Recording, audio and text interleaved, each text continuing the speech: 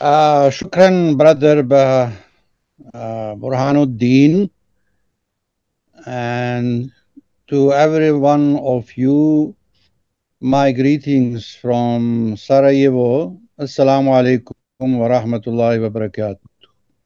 Wa alaikum salam wa rahmatullah.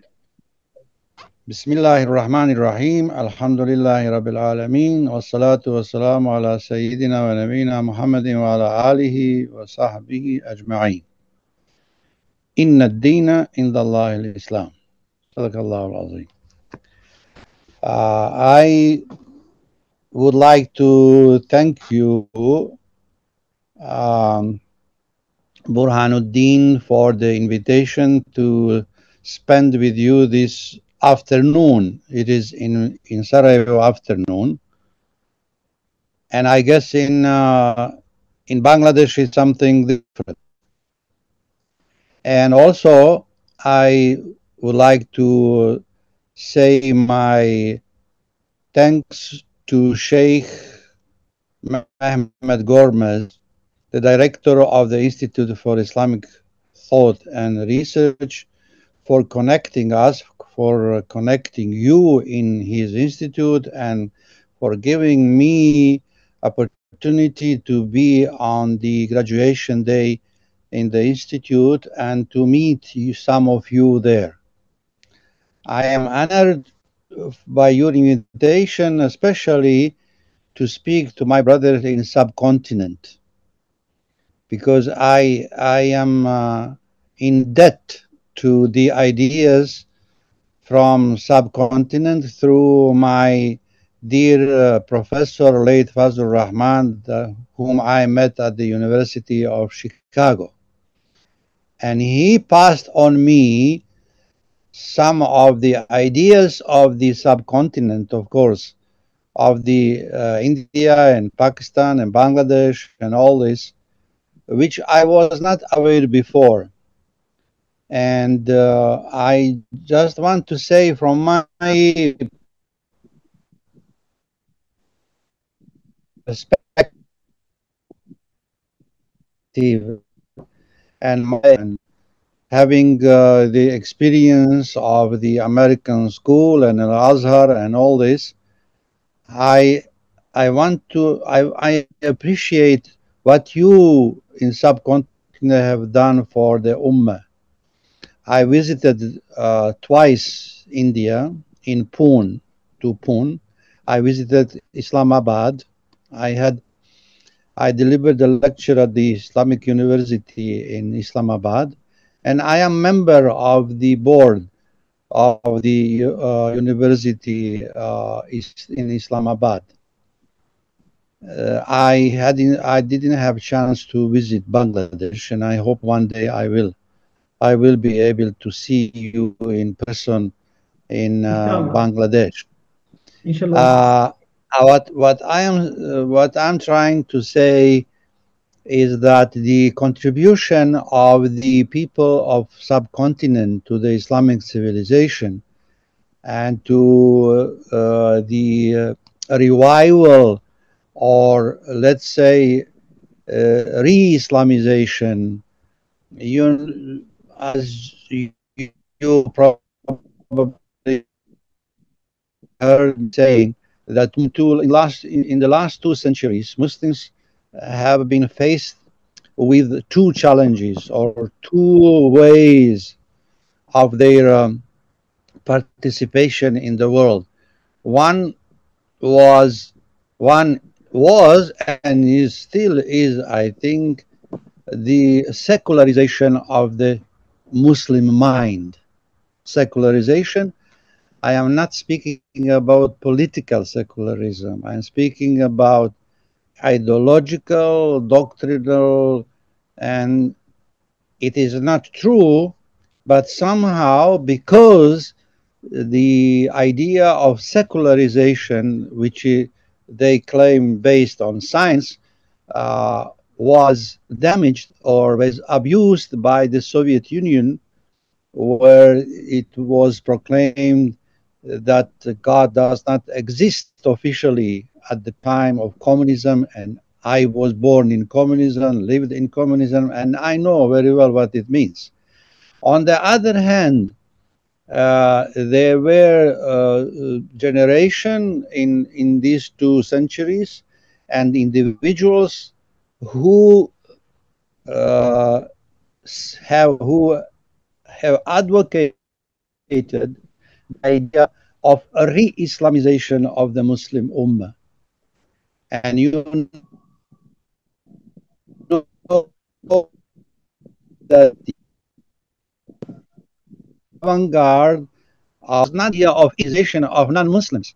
It was the idea of re-Islamization of the Muslims who were somehow aligned from Islamic culture, civilization, culture, and in a way, Islamic civilization was as it was proclaimed to be dead. So reviving of Islamization and Islamization of the Muslim mind was particularly advocated by Alauddin Mawdudi, you know, from Pakistan, and Muhammad Iqbal.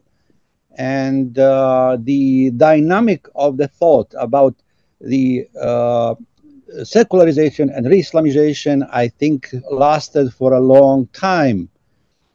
Now, it is not our subject to speak who won this competition between secularization and re-Islamization, but we may say, on the example of what is happening in Turkey today, that the idea of secularism or secularization of the Muslim mind failed in the Muslim societies because secularism was not originated in the environment of the Muslim society and civilization and so on. So those who were going to the West studying and being trained to bring the idea of secularism in the Muslim world failed. It is obvious. And we may say that re-Islamization, in which I count my president Ali Izetbegovic, who wrote the book Islam Between the East and West. He had his Islamic declaration when he stated very clearly, basically, that Muslims in Bosnia needed re-Islamization, meaning to regain their honor and their knowledge and their belonging and adherence to the idea of Islam, of Tawheed, and so what, and all what implies this. So let me start my lecture in a way on that notion that somehow in the beginning, basically after this First World War, when the decline of the Ottoman Empire or the global Muslim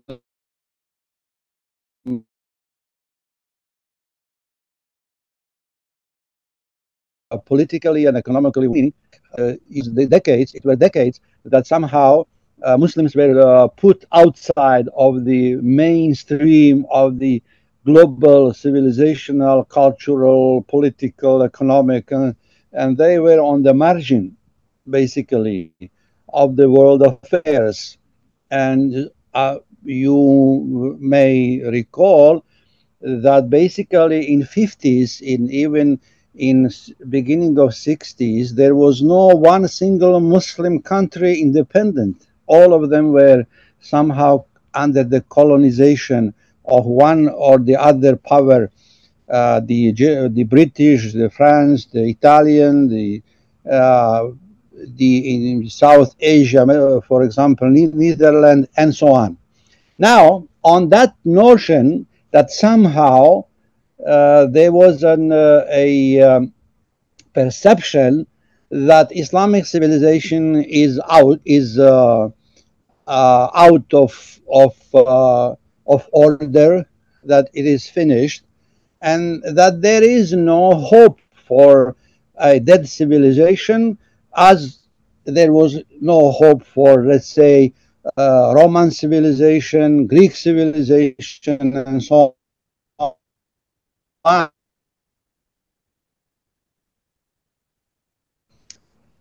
This is why, whether they're political or cultural, you could hear the idea of resurrection, being meaning that to come back. Now, I would like to bring to your attention a definition of civilization that is made by a British historian Niall Ferguson, who in his book Civilization, the West and the Rest said the following: a civilization is the single largest unity of human organization. Civilizations are partly a practical response by human populations to their environments. The challenges of feeding, watering, sheltering, and defending themselves, but they are also cultural in often not always religious, often though not always communities of language. Matthew Melko made the total 12 civilizations in the history, 7 of which have vanished: Mesopotamian, Egyptian, Cretan, Classical, Byzantine, Middle American, and Andean, and 5 of which still remain living, and they are Chinese, Japanese, Indian, Islamic, and Western. The interaction of these few civilizations has been among the most important drivers, but these interactions is that out unto themselves for very long periods despite outside influences. As Fernand Braudel put it, civilization is in fact the longest story of all. The end of quote. I brought this quotation to somehow enlighten myself and you by the fact that Islamic civilization is counted today to be one among the 5 living civilizations in the world, which means that Islamic civilization is, should I say, death or finality, or like other civilization, as we have mentioned here, Roman and other civilization. So when you ask me to speak about the future of Islamic civilization and the role of Muslim youth, I thought that this title is very important for setting our minds toward what will happen in the future, rather than just talking what happened in the past, because our past can be divided into 2 perceptions. One is glory, and the other is somehow decline and somehow setting back, especially in the world affairs. So we may observe, if we want to go deeper to the destiny of different civilization and the nature of the civilization, we may observe that each and every civilization has its unique traits which it stands for. Thus, for example, the ancient Greek civilization was featured by glorifying the mind. The Roman civilization was made up by glorifying power and influence. The Persian civilization was developed by interest in body desires, military power, and political domination. The Indian civilization was characteristic by being proud of spiritual power, while basic traits of the Islamic civilization are different from all these civilizations. Indeed, the Islamic civilization is based on the idea of a final divine message, which is recognizable by its strong spiritualism and clear humanism in the light of a creedal and cognitive concept of monotheism, tawheed. The word spiritualism is essential here because it stands against the idea of pure materialism, and the word humanism is important here because it is opposite to the idea of man, insan, being a pure animal.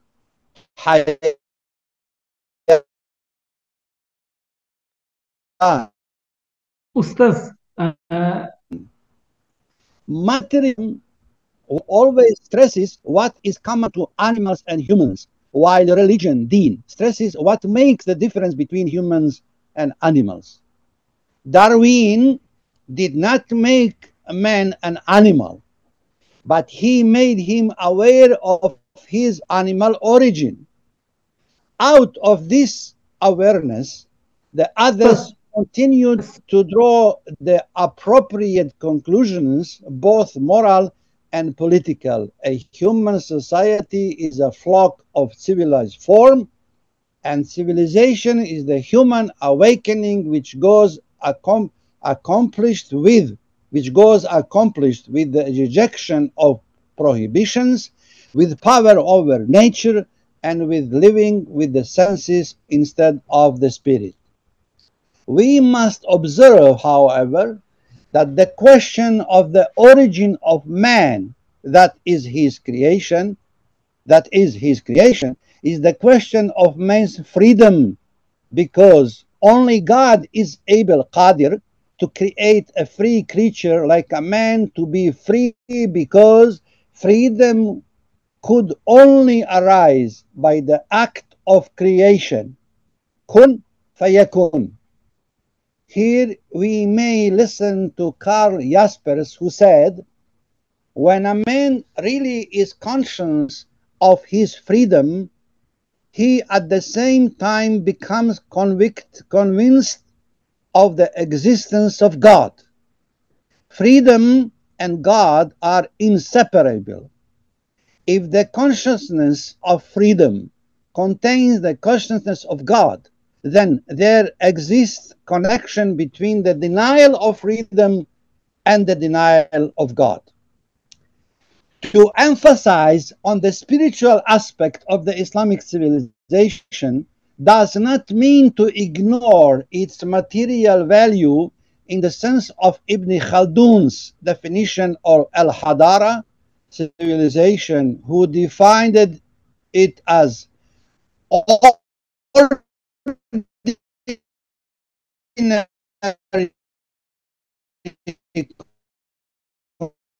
condition.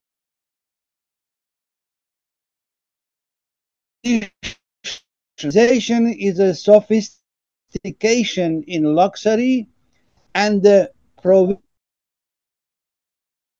faces and its manners of kitchens, clothes, buildings, brushes, and all the returns of the house and its conditions. The definition of civilization and the aesthetic and historical elements and the wonderful expansion of our material knowledge and powers, all of this is not the essence of civilization.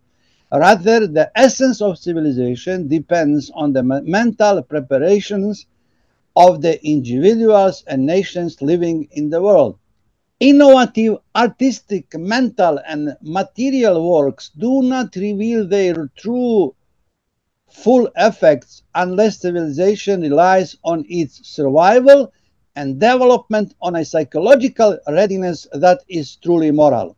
Similarly, the Malik Ben Nebi's definition of civilization is worthwhile of our notice, who said, civilization is the combination of three elements or a civilizational product which is equal to human insan plus soil turab plus time waqt. Regarding its beginning, Malik says, civilization begins with the emergence of a religious idea. Then it decline begins with the earth gravity overcoming it after it loses its soul, and then it is resurrected. Religion in the Muslim is the mind, and this is expressed in the following equation: degeneration equal decadence of the soul plus decadence of the spirit and plus decadence of the mind.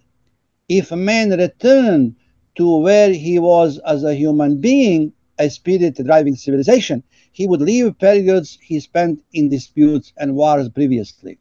We may conclude three features from these definitions of civilization. First, the first feature focuses on the material aspect of man and life. The second feature focuses on the spiritual and moral aspect of man. The third feature is the one that combines the material and spiritual aspects of man and life. It is obvious that Islamic civilization belongs to the third feature because it represents every spiritual and material production attributed to the peoples who adhere to the faith and culture of Islam. It represents a particular cultural and civilizational way of life. It represents a particular promotion of human life spiritually, materially, religiously, intellectually, esoterically, and exotically in a historically continuous way which is unique. Thus, the Islamic civilization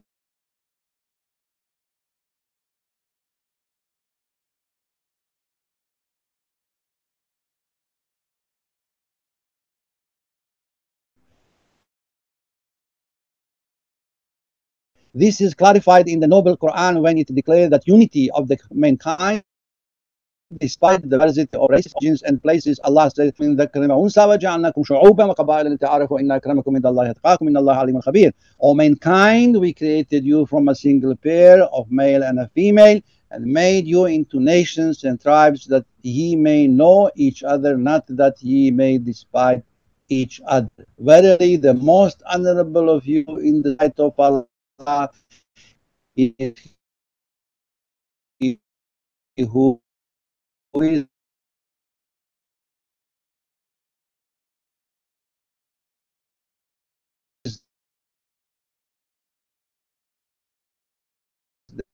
civilization like a necklace, organized by the genuineness of all world. The Islamic civilization is human in terms of tendency and universal in terms of prospects and extensions. It is not linked to a geographical territory, a human race, or a historical phase, but it contains all nations and peoples. Its implications are directed for various spots and places. It is a shade for all human beings, and everyone who gets its giving enjoys its warmth. This is because it was based on the fact that man is the most important and the most honored creature. Everything in the universe is geared to him. All human activities must lead to his happiness and prosperity, and that every action intended to achieve this end is a human work in the first place.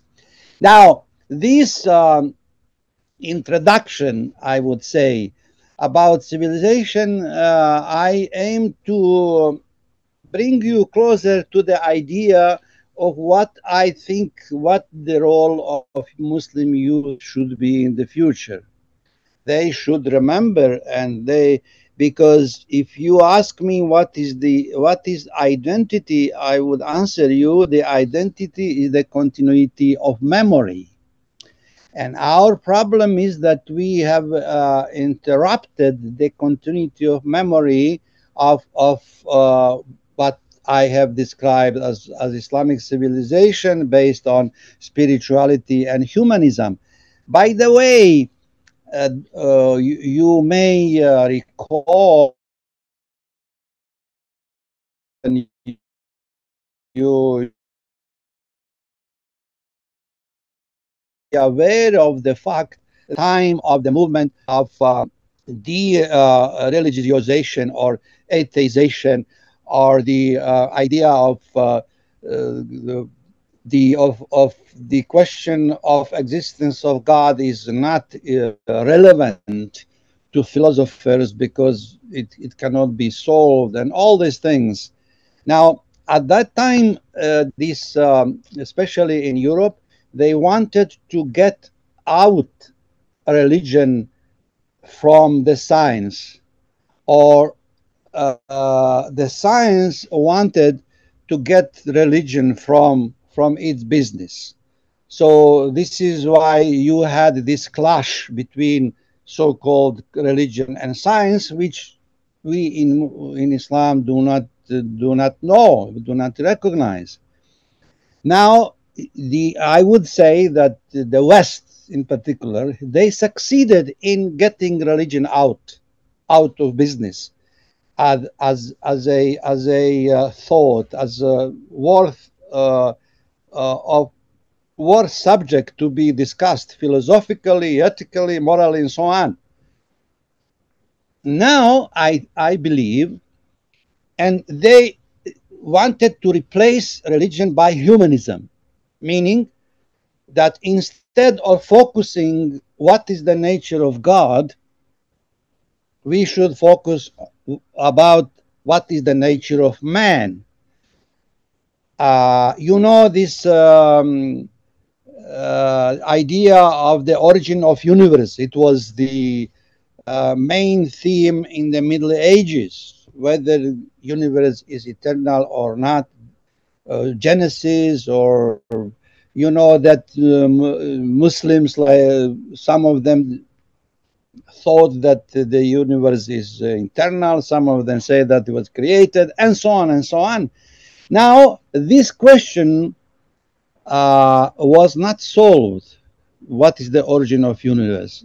And as we have it in the Quran, God said to the man, you know, you were not witnesses when I was creating the universe, the world. So how can you know how it happened? Now, after that, in the Middle Ages, there was a main theme or concern about the origin of God, whether God is son, whether Jesus is son of God or not, or you know, scholastics and all these um, uh, frictions and divisions, schemes that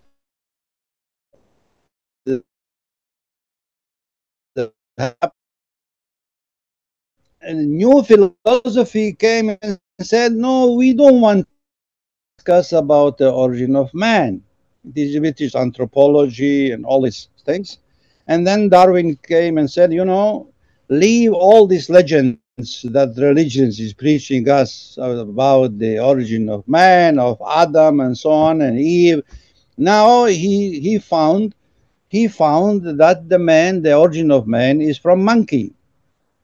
The only difficulty is that we have so many monkeys today in the world, but we haven't witnessed any monkey that became a man. And from my Bosnian experience, I can tell you, I saw so many men who became monkeys. I mean, if you want, this is, I am simplifying these things, but what I'm saying is the idea of man being becoming, or the origin of man is monkey and so on, is really mockery of that, of all of this. Now you can see all these three questions of these three questions, cosmogony, which is the origin, what is the origin of the universe, and then about about divine, the nature of God, in all aspects, in different approaches, and the origin of man. All these three questions, those who have doubts about everything, and who are skeptical, who are agnostic, if you like, nihilist, and so on. These three questions are still remaining unsolved, except for those who believe that what is said by the divine and by the revelation, then these questions are for them clear. They know what they believe in. So in that respect, the role of the Muslim youth is, I would say, they must be selective about the history of, about their memory. It is not everything that we should memorize and that we should remember, and that we should have continuity of memory. You know, this is, I agree with Hegel, this Armenian philosopher, who said that uh, uh, people should read history and the past and take from the past what is benefit for them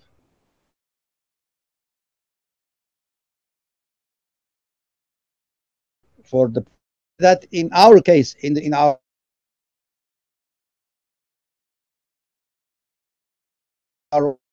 Ummah case, as I was Bahauddin when I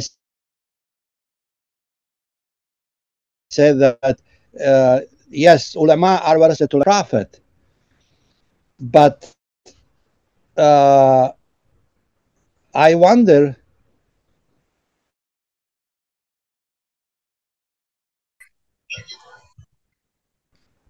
why don't we, you know, the rational man cannot be a prophet, but all prophets were rational. So we may also claim the inheritance of the prophets of his rationality, because the warasatul uqala of the Muslims, or the heirs,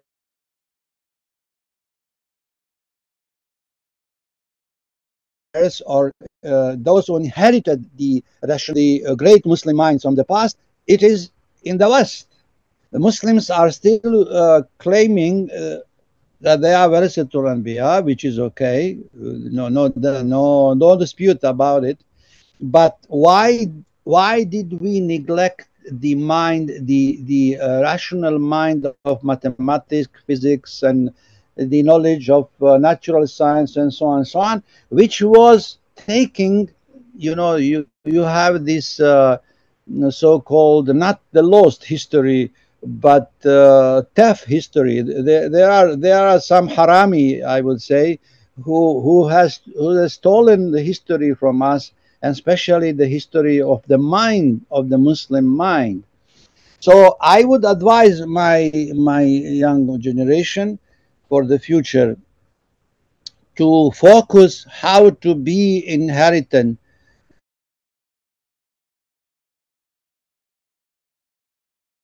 how to inheritance of the Muslim mind that we should claim.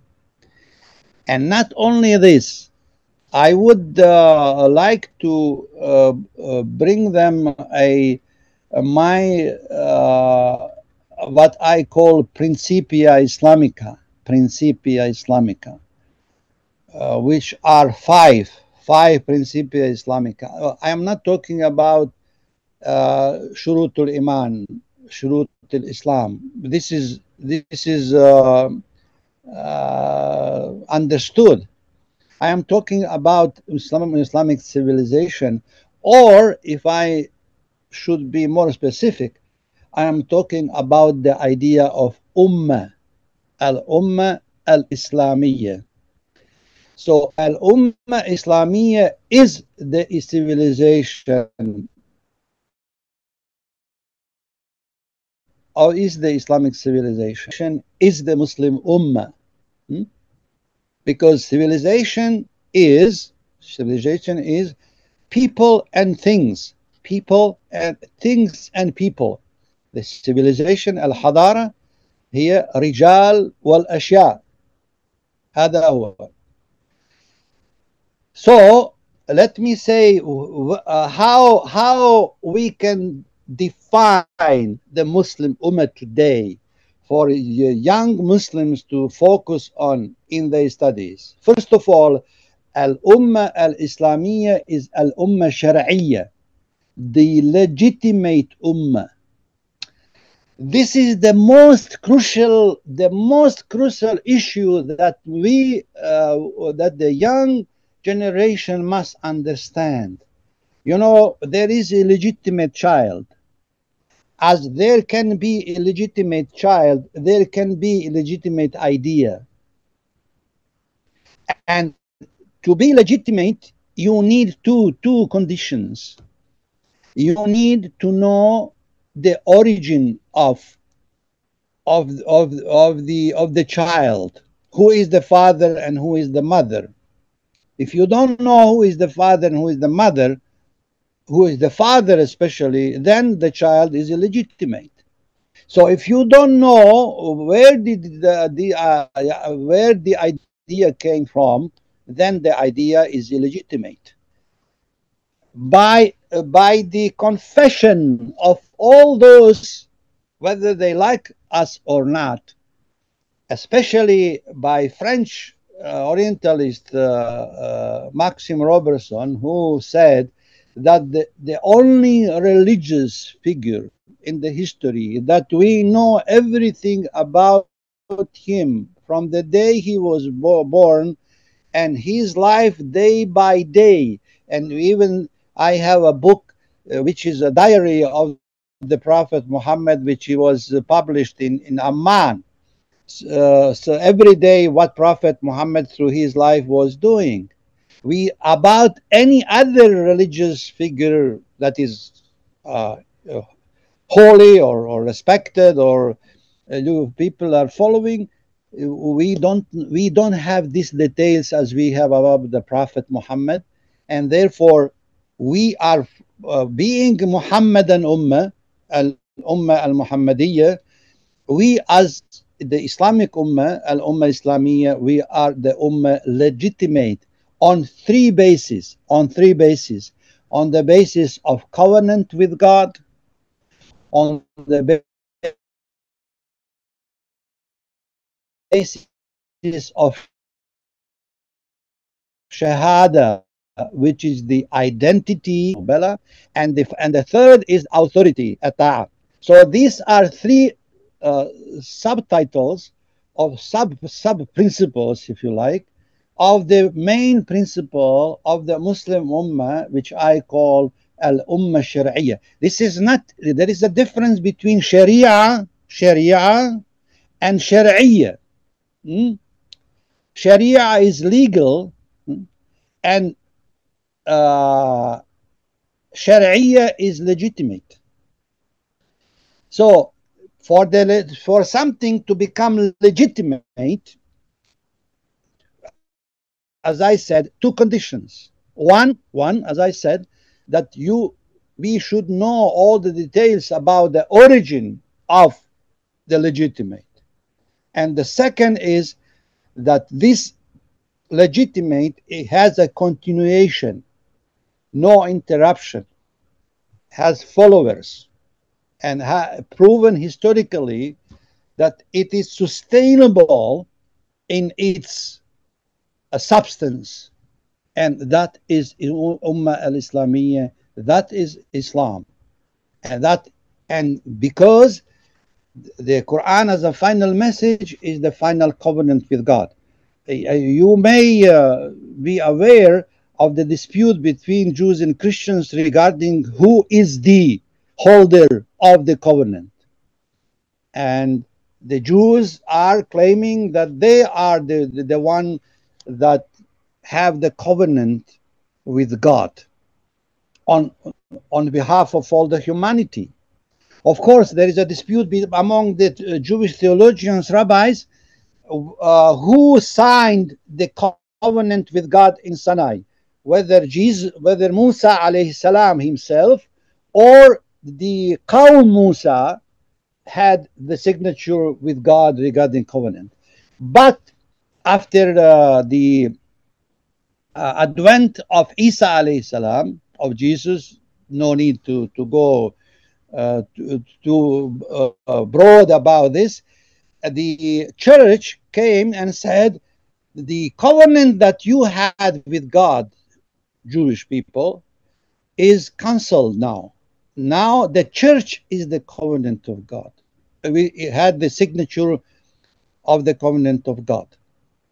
Now, because of this dispute, there was something called replacing covenant theology, replacing the covenant. Ustaz, we can't see you. Could you please open your video, because we can't see your face. Yes. Okay. We are now, as I said, this is for me very important subject, but we don't have time to.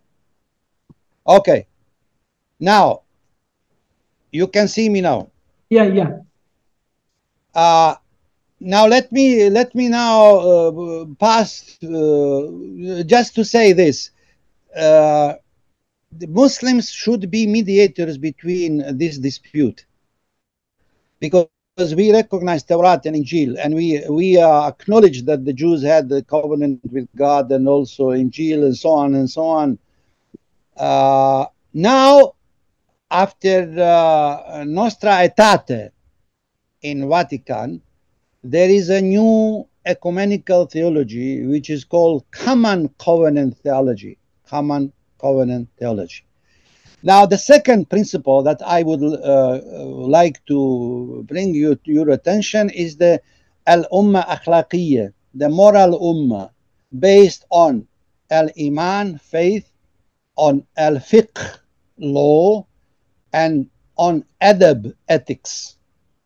The third principle of Islamic civilization of the ummah is the al-umma aqliyya, the rational ummah, based on three items: al-mantiq, logic, al-falsafa, philosophy, and ilm al-kalam, theology. Fourth principle of the Principia Islamica is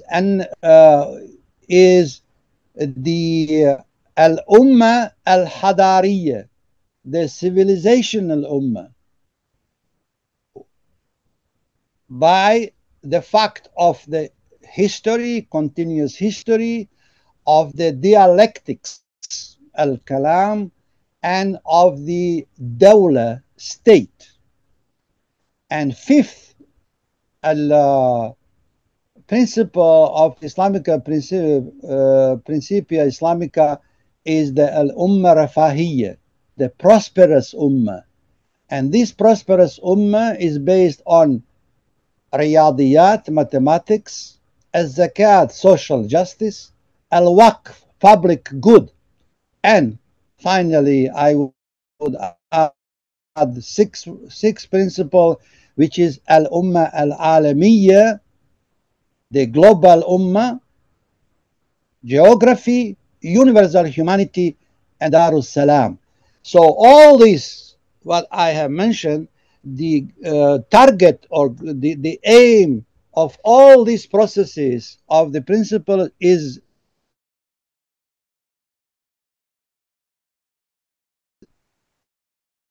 the creation or Darus Salam. I did not say Darul Islam. I said Darus Salam, meaning that Muslims, by definitions, are the peaceful man. Peaceful man. Muslim means literally peaceful man. So the aim of our civilization, of our religion, of our spirituality, of our humanism is to be part of the campaign, if you like, the part of those who believe in peace, because we get up in the morning with salam, and we go to bed by night with salam. And I end my lecture with salam. Peace be upon you. Salam alaikum. Thank you very much for your speech. I hope it will be benefited for all of us. Now we are going to our answer and question session. So I am requesting, firstly, I am requesting our brother Akbar Hussain to ask his question. Honorable Ustad, I want to start by expressing my gratitude for your thoughtful presentation on such a significant topic. Now I want to tell you that we Muslims of the Indian subcontinent have been ruled by British colonialism for the past 200 years. Everything, including our education, culture, politics, and economy, has been shaped by British thought. That is also how it is being held on. As a result, the relevance of the knowledge and history of Islamic civilization is far remote from the minds of the youth. And so, when we talk about the renaissance of knowledge, it sounds fantasy to many. Our respected Ustad, in light of the current situation, I would want to your opinion on how we may contribute to the resurrection of knowledge and how to instill the spirit of Islam in Muslim young. Thank you, Ustad. Should I answer or? If you please, we can go one by one. My brother, thank you for participating. Thank you for kind words, and thank you for your question. We don't have time and space to answer to your question fully that you will be satisfied. But I can tell you one thing. By asking the question, I am aware that you are aware what you should do. The first step for right direction is to be able to ask right questions. So how to resurrect the knowledge of knowledge in Muslims, or how to become knowledgeable and be able to communicate with the world on an equal foot. This is a question of today for the Muslim youth, and I would encourage them to have open mind, to study, and the fact that the British educational system, everything was, despite all of this, you survive. So you are winners. You know, if you don't kill me, you strengthen me. So in that respect, I am very optimistic for you, and please use your time and read, open your mind and eyes. Don't look too much on Facebook, Instagram, and all this, because this too much information blocks your mind. And please read books. Thank you, Ustaz. Now I am requesting Qazi Salma bint Solim to ask her question. First of all, I would like to thank Ustaz for giving us time. Undoubtedly, this great achievement for us, alhamdulillah. Ustaz, my question is, at present in our country... I don't hear you. Okay. Can you hear me now? Okay. At present, our country, in our country, the prevalent educational system is following the British academia or the thought of Orientalism. And we have to be educated in such an educational system, regardless of men or women. Besides this, the method of acquiring knowledge in our Islamic civilization is not present today. So in this situation, if our men who are skilled in various subjects can also become Islamic scholars, thinkers, or researchers and others. But this case is completely different for our women now who practices Islam. In most of the cases, they don't allow women to study more for only one reason. This method of education is not correct. They are also having an overly conservative attitude, as a result of which our women can get the opportunity to become scholars, especially since the British colonial period, the crisis has become evident. In the most of the practicing families, women are restricted to imparting only knowledge related to household maintenance or the parenting, as well as some technical knowledges. Due to which qualified scholars, muhaddis or economists or scientists or social thinkers or the public speaking. Ustaz, can you hear me? Yeah, I can hear you, yes. Okay, maybe I should repeat. In the most of the families who practices Islam, in the most of the cases, they don't allow women to study more for only one reason. The method of education is not correct nowadays. So they are also having an overly conservative attitude, as a result of which our women can't get the opportunity to become scholars, especially since the British colonial period, the crisis has become evident. In the most of the practicing families, women are restricted to imparting only knowledge related to the household maintenance or the parenting or technical knowledge, some of this. Due to which qualified scholars, muhaddis, or economists, or women scientists, or the women social worker or social thinker emerging from women, even in the last few decades. Even today's women are not able to equal the. Please ask your question. Please ask your question. What is your question? Okay, Ustad, you have been to many countries, mixed with many types of people, and have many experiences. Also saw the lives of many women mujahids, women scholars. You even know the stories of the brave women of war-torn Bosnia. In this case, what steps should be taken to deal with the crisis? If you tell us, please, in the purpose of our country or our subcontinent. First of all, Sister Ghazi, Salma bint Salim.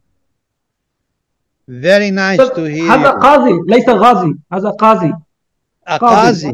نعم قاضي قاضي Very good. Very nice to hear you, and I am very proud of you. And as long as we have girls or sisters like you, I am very optimistic. And let me say something that you should be aware as a woman.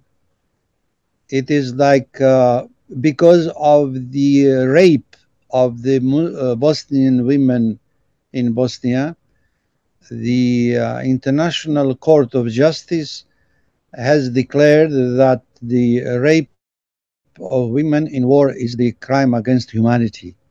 This was not before like to be declared as the crime against humanity.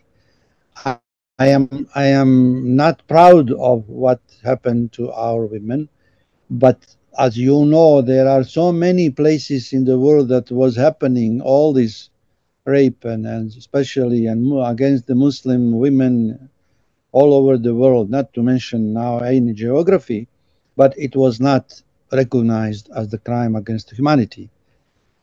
As to the education of women, I must tell you that there is a shortage of boys in the schools now.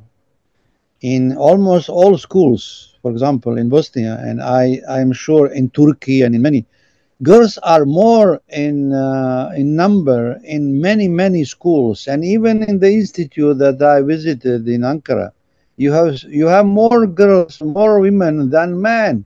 Men are lazy. Boys are lazy. They don't want to get married. They are just, enjoying their life and so on. And our girls are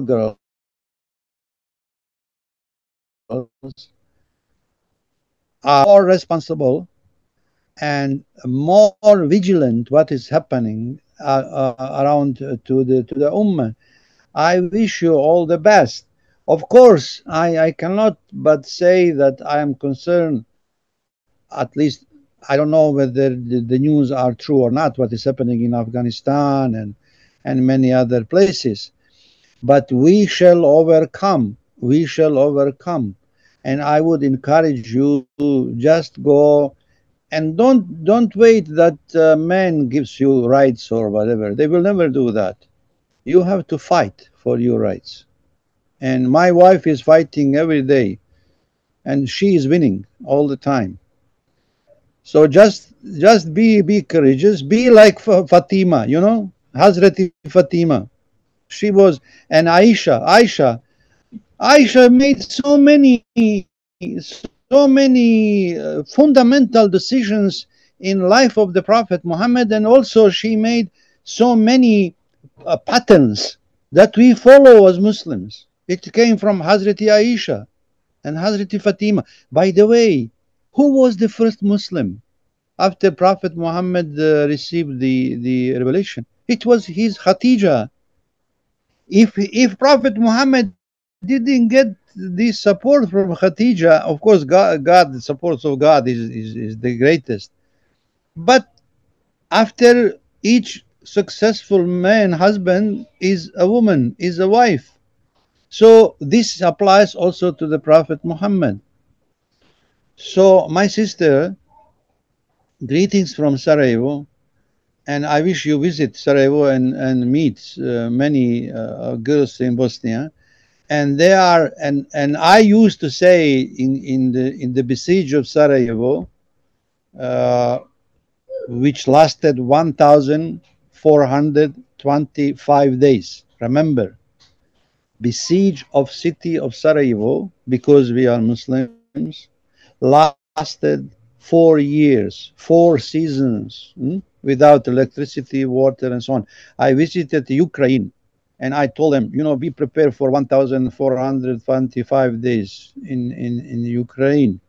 It was 3 times longer than the besiege of Stalingrad during the Second World War. And I used to say, as a Grand Mufti, tell them that those who saved Islam in Bosnia are women, Muslim women. Why? Because they observe in houses, because men went to the party, they were, to be eligible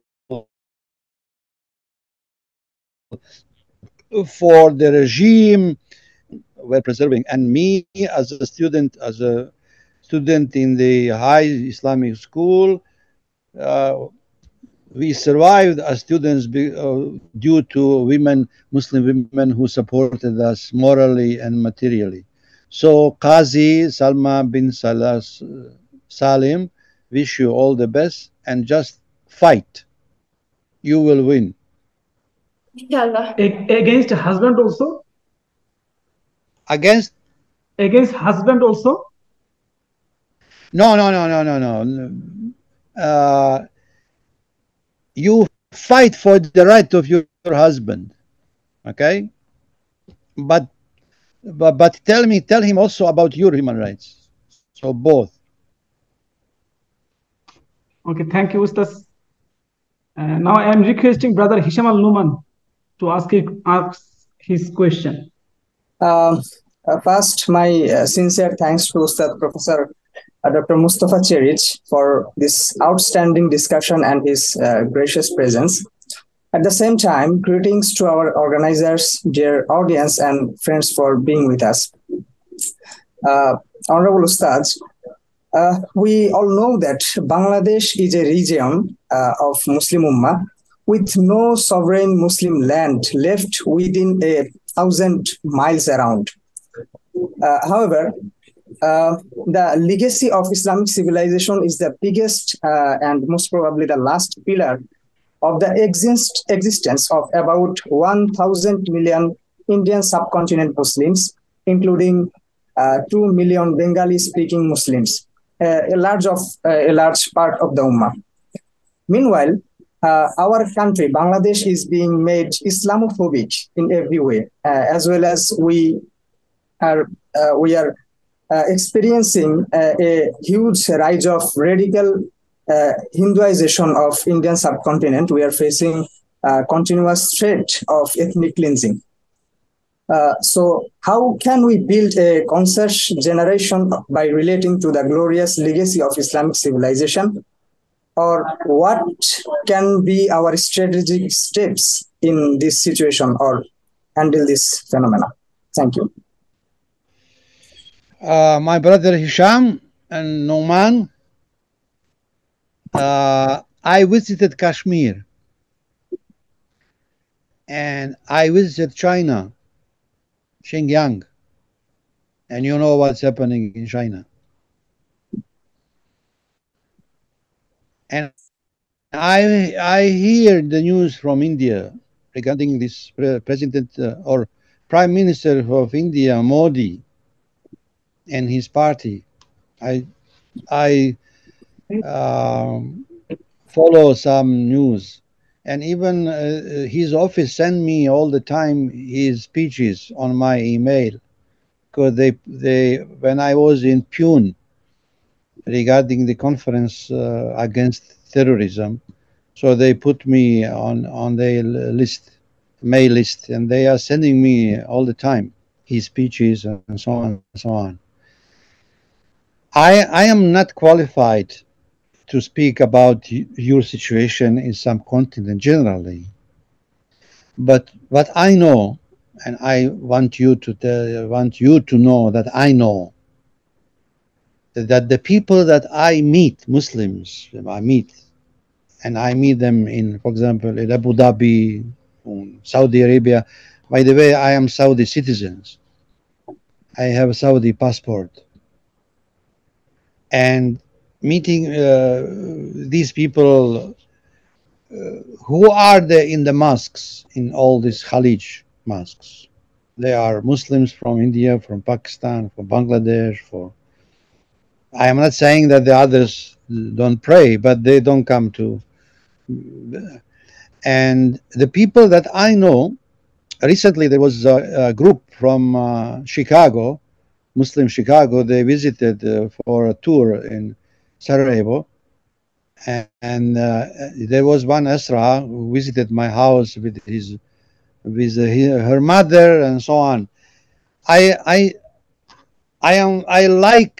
like you and the subcontinent Muslims. You are great, and please remember this. What I'm going to tell you. Don't complain and don't explain and don't complain. They like to hear us we complain about everything as Muslims. We should work hard. Have you ever heard any Englishman complaining about anything? No. So, my brother, I am in Bosnia. We survived genocide. And you know this saying of the Prophet when the Muslims were coming back from Badr to Mecca, and the Prophet told them, we are coming from a small jihad to the greater jihad, which is psychological. We are now in the field of psychological war, if you like, the burning of the Quran, and provoking all the time, but on the other hand, I am not very much impressed that they are informing us that Islam is the fastest religion in spreading in the world and so on. You should not be deluded by this news. There are some people who are telling these things in order to draw attention to to the Muslims and others. I think individually we should work hard, and we should do, basically Muslims rule the world 5 centuries, in the past. So we are 2 centuries now in setback, if you like. This is not even half time. You have you have soccer game, right? First half and the second half, right? So there are so many games or so many matches that the first half they are losing 2-0 or 3-0, and sometimes you are watching tennis, for example. One is taking 2 sets to 2-0, and finally the one who was losing, he wins at the end. So تلك الأيام نداولها بين الناس. Allah is telling us, these are the days, this is the time, the history that all of you are sharing. And then I hope that Muslims are very much aware of the importance of keeping family together and keeping the value of family. This is very important. Probably we will never be in the position to have a military might like some people have and some states have. But on the other hand, by our keeping our morality and our family and increasing our biological substance in the world, I think our condition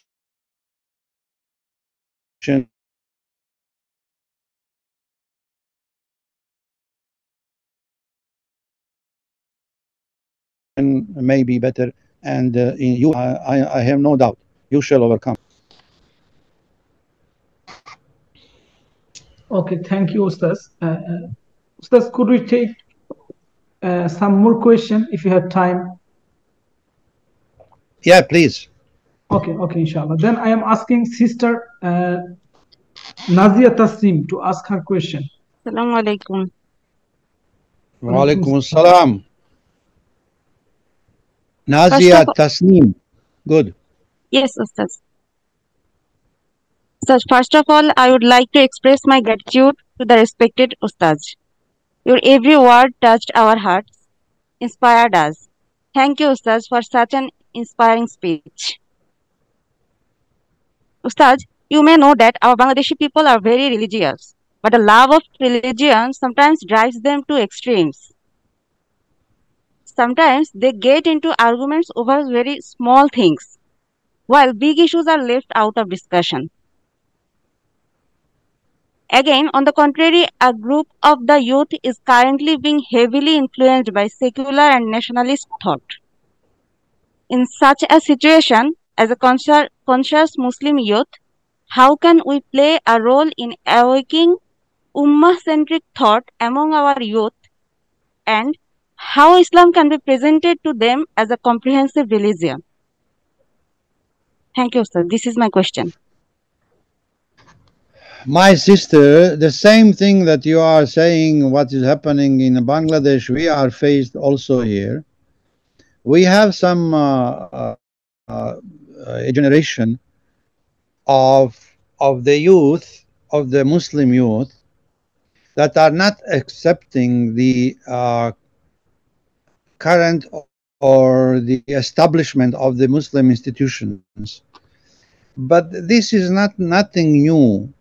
When you are young, when we are children, we believe that our Father can do everything, and He's the most powerful. When we became teenagers, we think that our Father doesn't know anything, that He is foolish, and that we have to change our Father and our house and everything and so on, because these are the teenagers' time and dreams and aspirations and associations and all this. But then when a boy gets married and when he got children and when he had problems, and then he starts saying, "Where is my father? He knew everything." And this is life. So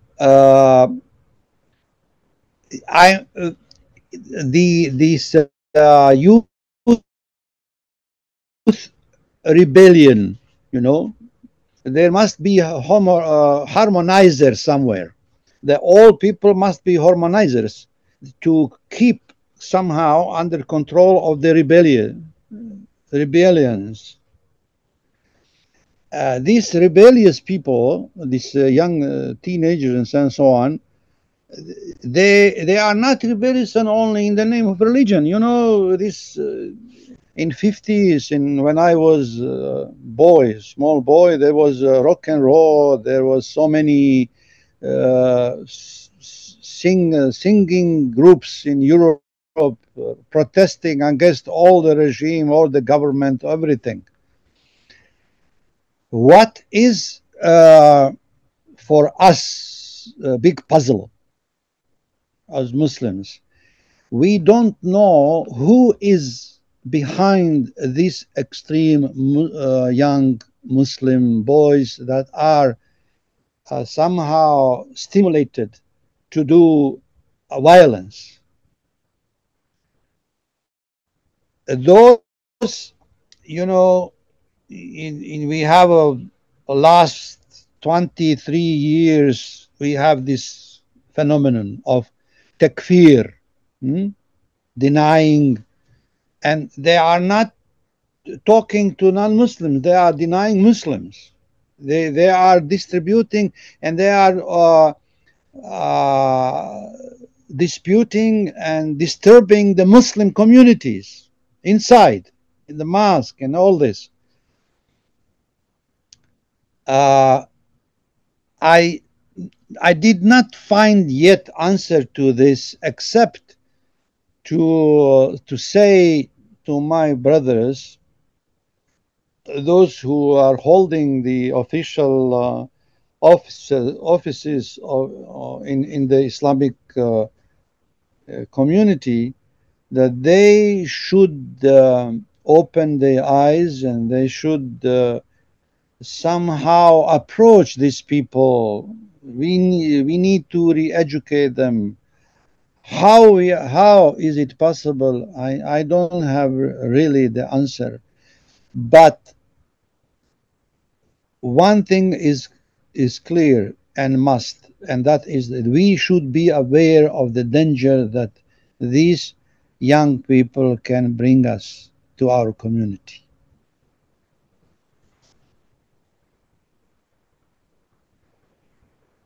Thank you, Ustaz.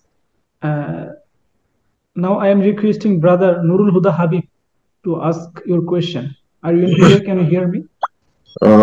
First of all, thank you so much, Ustaz, for your insightful and very significant discussion.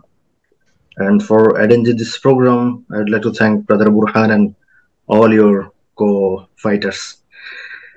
Sheikh, it was my fortunate and my blessings.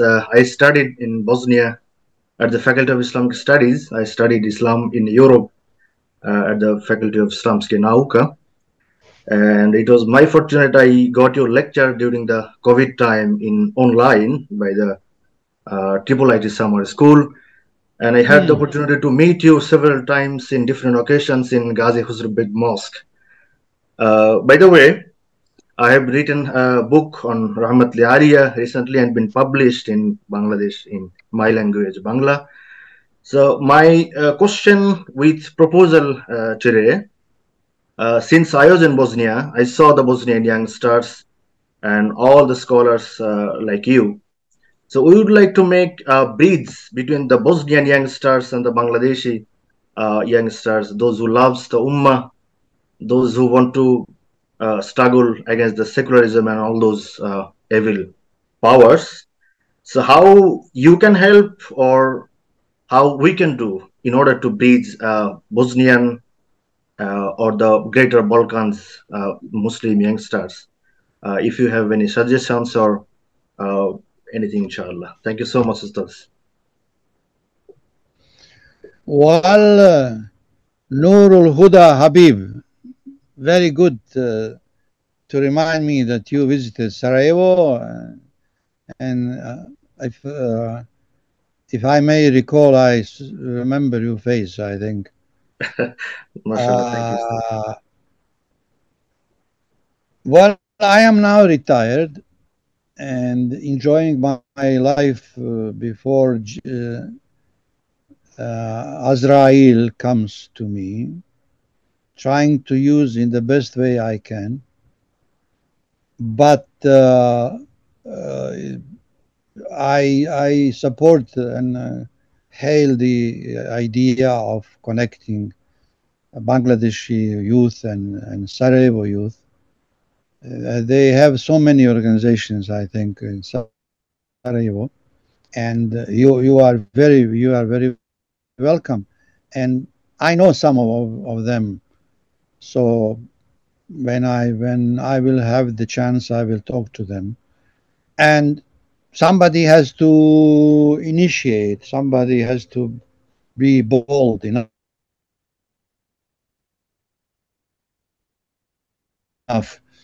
to say, let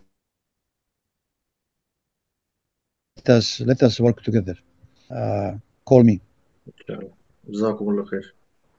Shukran, Ustaz. Now I am requesting brother Muhammad Abdul Rahman Zami to ask you a question. Assalamu alaikum warahmatullah. Can you hear me? Yeah, I can hear you. Thank Very you, good. Hujam.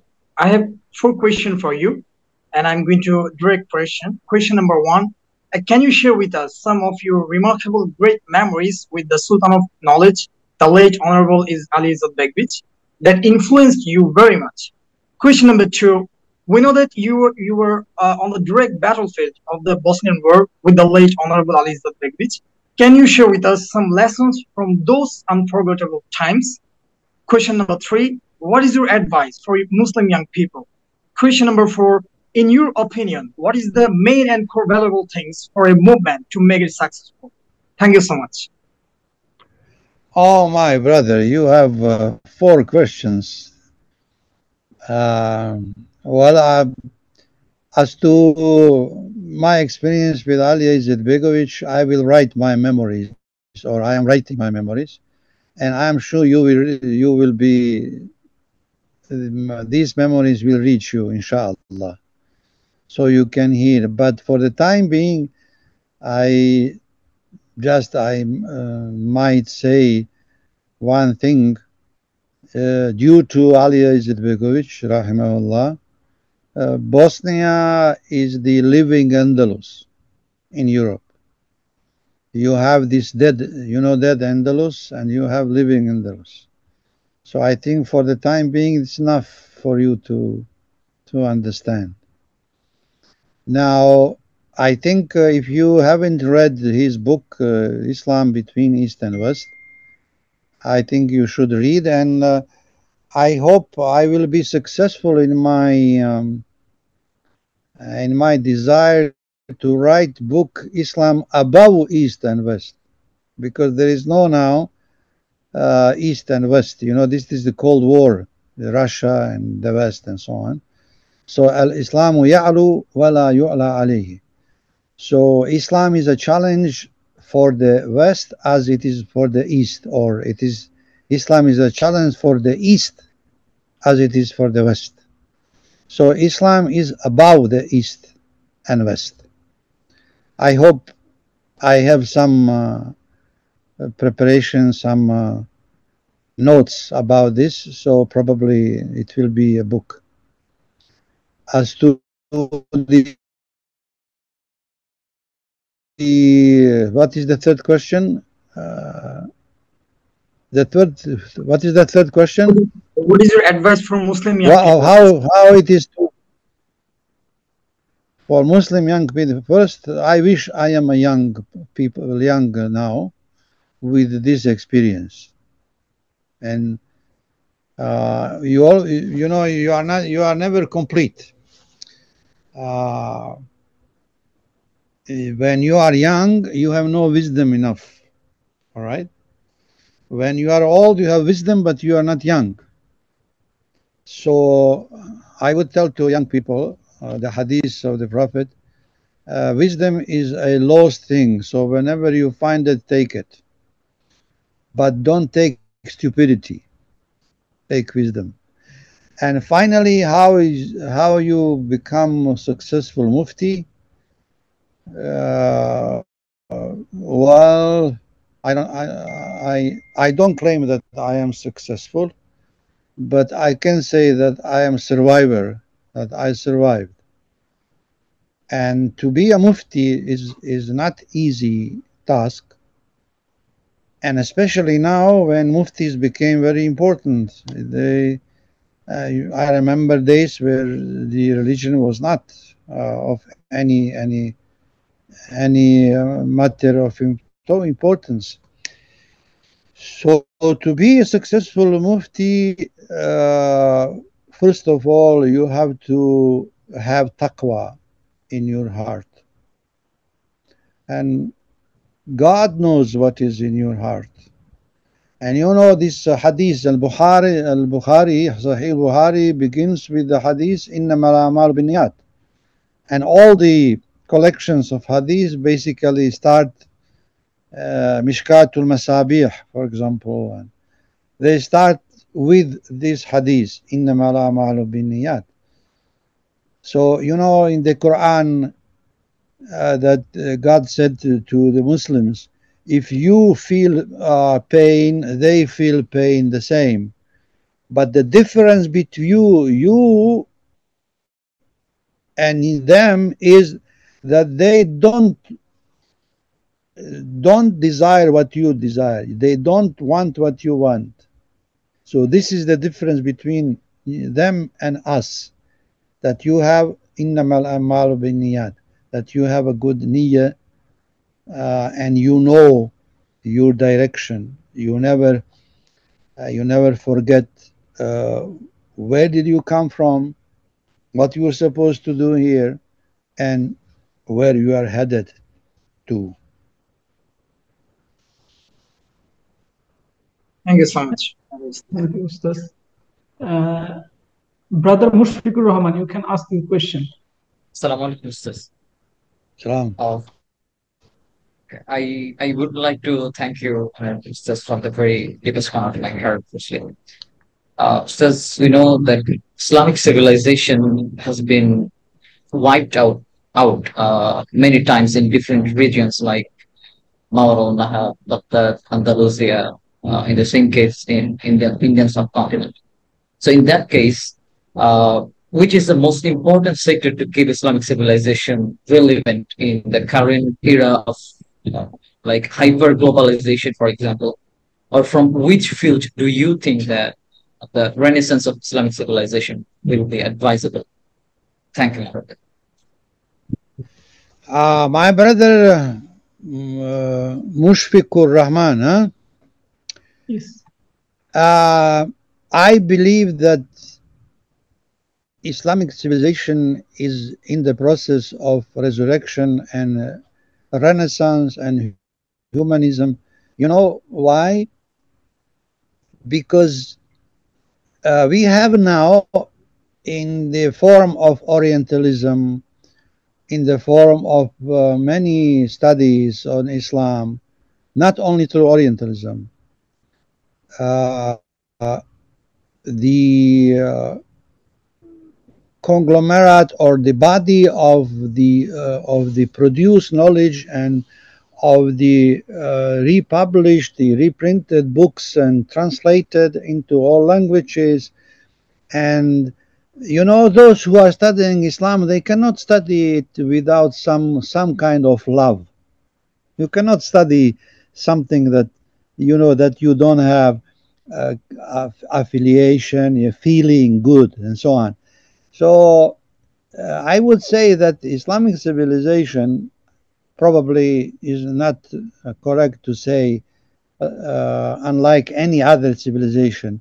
Other civilizations are also being studied, but Islamic civilization is becoming more and more the global civilization that doesn't belong only to Muslims.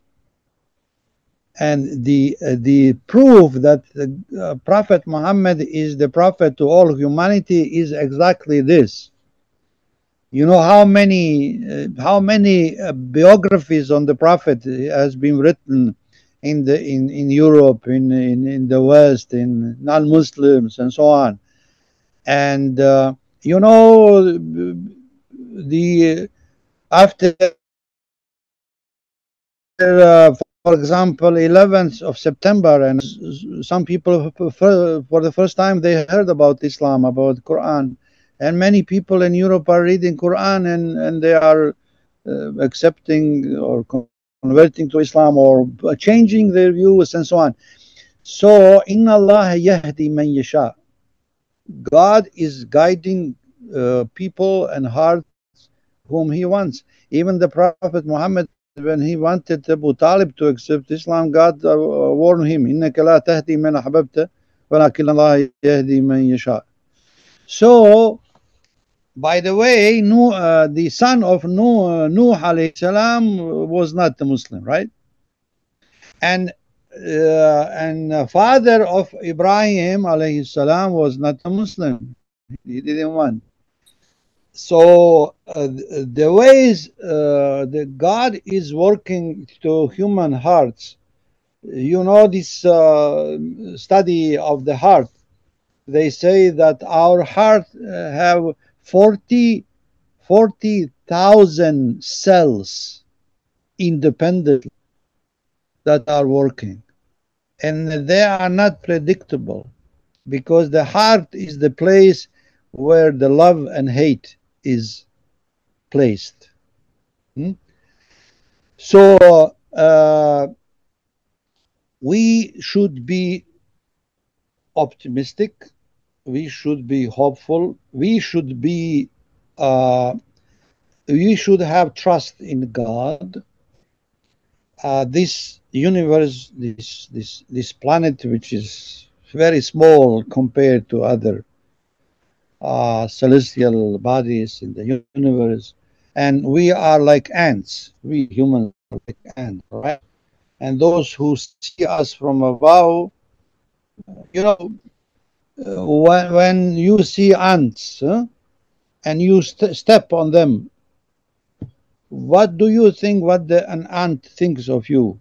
That you are so big, you know, but you are very small, and we recognize that there is something over our heads, some power, when we see all these natural disasters and all these things that are happening. So we should be grateful to God that today the sun has risen on time and on the right place, and that sun will set up this in at least in my country in a right time or right place without any disturbance. So we are so fragile as human beings that we should have tawakkul on Allah and trust in God. And my dear Mufti Rahman, may God bless you and give you all the best.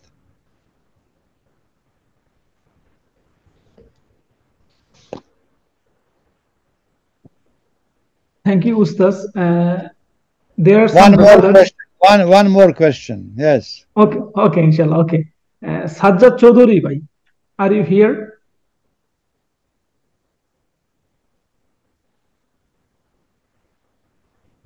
So he was raised his hand, but maybe he's not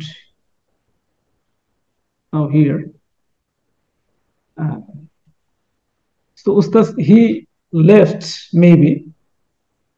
Is there any other question you want to ask our Ustaz? Yasim Muzumdar, please.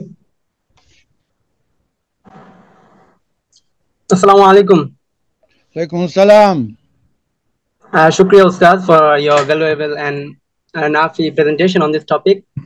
So you have mentioned 5 existing civilizations from the book Civilization, the West and the Rest. My question is, in this journey of reviving our civilization, what would be our approach or our way of engaging with the others, with the other civilization? Well, the other civilization are engaging with us. So it is two ways. We engage with them and they engage us. Civilizations are born and developed by the connection or competition or with each other.